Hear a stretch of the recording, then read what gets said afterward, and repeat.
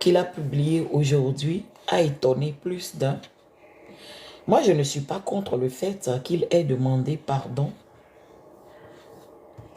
Je ne suis pas contre ça. Mais je me demande, je me pose mille et une questions. Je me pose mille et une questions.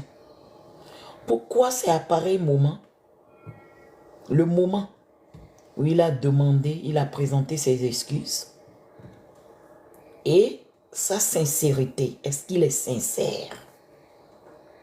Est-ce qu'il est sincère? Peut-être que le moment n'est pas bien choisi, mais avec Dieu là, tout moment est propice, tout moment est bon. C'est mieux de faire les bonnes choses que de mourir et d'aller en enfer parce que tu n'as pas fait la paix avec Dieu, tu n'as pas réglé avec ton Créateur avant de quitter. Pour ça là, je lui donne de crédit. Mais le connaissant, et c'est à cause de cela que il y a beaucoup de polémiques autour. Et c'est à cause de cela que il y a beaucoup de panels sur ce sujet. Allez-y, partout on parle de ça. Partout on parle de ça. Hein? À cause de sa sincérité. Et le moment choisi pour Dieu là, je vous dis, il a parfaitement raison. Il n'y a pas de moment. Il n'y a pas de moment vraiment réservé à faire la bonne chose. Tu peux faire la bonne chose en tout temps. En tout temps. Il a mal agi. Il a manqué de respect. Il a tenu des propos très forts et dénigrants envers cet homme politique qui est mon papa, Laurent Gbagbo. Laurent Gbagbo. Il a tenu des propos forts, dénigrants, humiliants envers son aîné. Et ce n'est pas n'importe qui, un homme politique. Quelqu'un qui fut le président d'un pays, de ton pays, et qui est en train de battre encore campagne pour devenir le prochain président. Hein? Quand on vous dit que 6 peut devenir 9, vous doutez. Voilà. Au moment où il dénigrait, insultait les chefs d'État ivoiriens, je suis sûr qu'il n'a jamais pensé à ces moments-ci. Dans la vie, là, il faut te dire que tout est possible. Et à cause de cela, on se méfie de poser certains actes, certains gestes. Surtout quand tu te réclames de Dieu. C'est important de veiller sur ses propos et sur ses actes. Sinon, l'acte là que tu as posé il y a de cela 30 ans va te rattraper un jour. Dieu est un Dieu de justice. C'est de ça qu'il est question. Et la parole de Dieu s'accomplit toujours. Dieu n'a-t-il pas dit, je crois bien dans Romains chapitre 13 verset 1, de respecter les autorités qu'il a placées sur nous? Aucune autorité ne vient des hommes. Ça vient de Dieu. Même si vous n'aimez pas l'autorité qui est en place parce qu'il ne gère pas bien les ressources de l'État, il faut savoir que c'est Dieu qui l'a placé là. Il est en train de mal gérer. Mais vous lui devez de respect selon le plan de Dieu. Et vous allez laisser Dieu lui demander des comptes. C'est ça, c'est comme cela qu'un homme sage agit. Tu vois, c'est ça.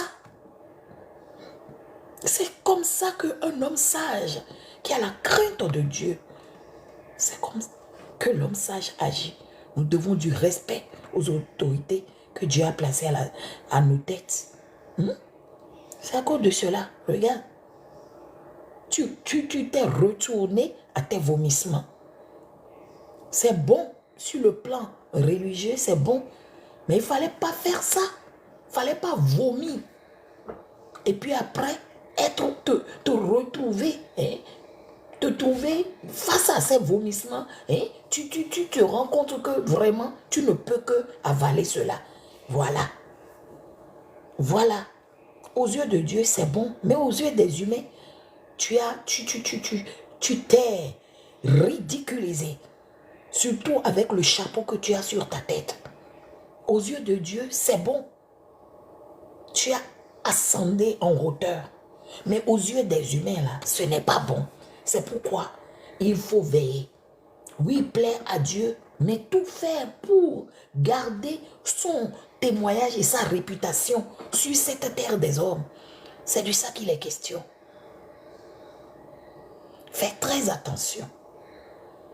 Moi, ma prière et mon souhait est que il soit sincère dans ce qu'il dit. Hein? Qu'il ne soit pas motivé par quelque chose que ce soit. Parce que bientôt les élections et personne n'est sûr de qui sera le gagnant.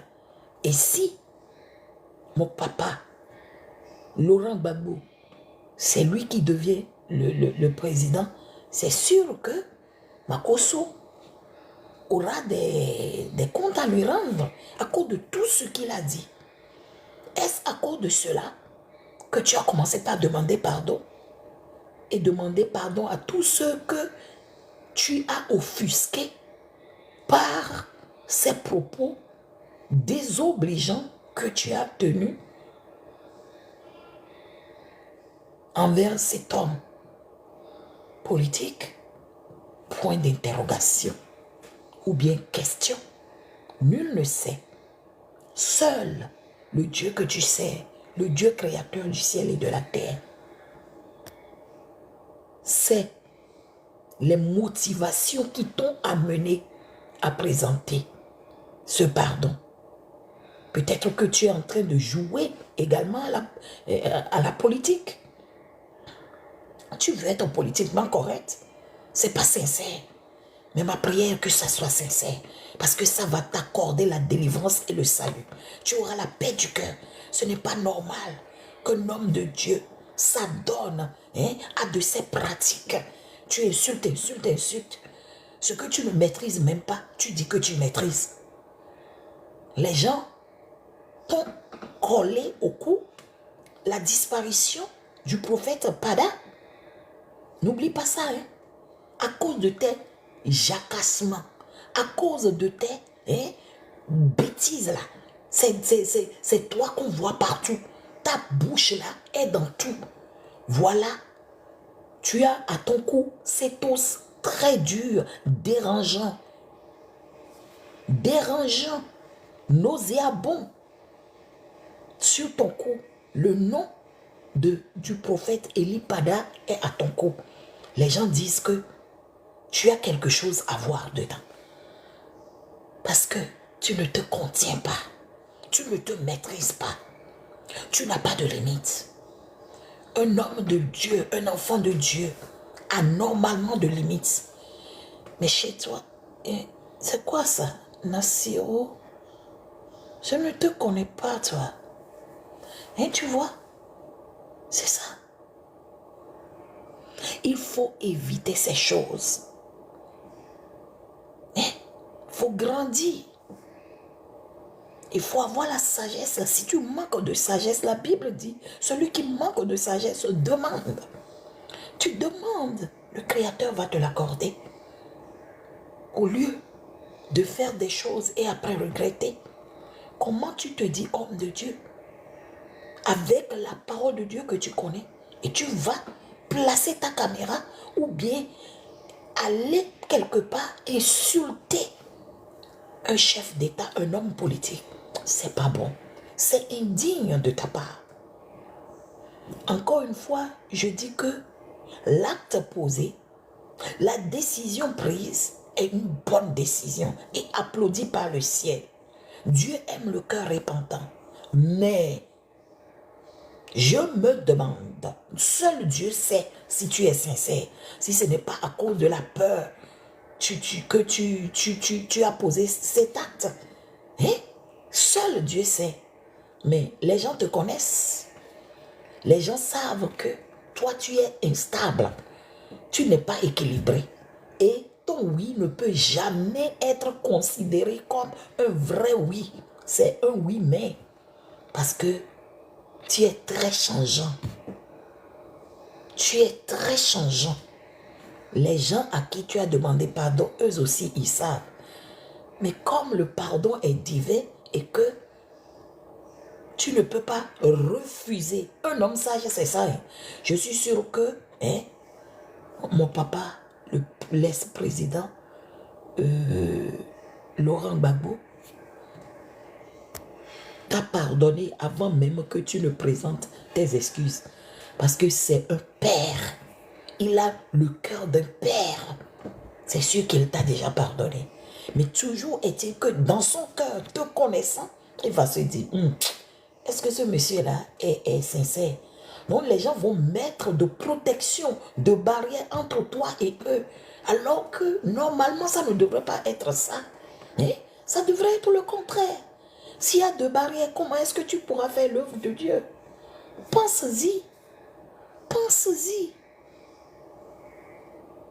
C'est très important de bien se comporter en tant qu'enfant de Dieu dans la société. C'est ça ce que vous faites. Et vous chassez. Vous chassez les gens loin de la présence de Dieu. Les gens refusent d'aller dans les assemblées, dans les communautés chrétiennes. Les gens refusent de croire en Dieu à cause de vos comportements. Un marmailleur, c'est toi qui prends l'argent des gens et tu ne leur retournes pas, ou bien tu dis, on va voyager ensemble, je vais vous vendre telle chose. Tu ne donnes jamais la chose, mais tu prends l'argent. Et ta richesse là, ça laisse à désirer. Hey, comment est-ce que tu as eu ta richesse? En marmaillant les gens.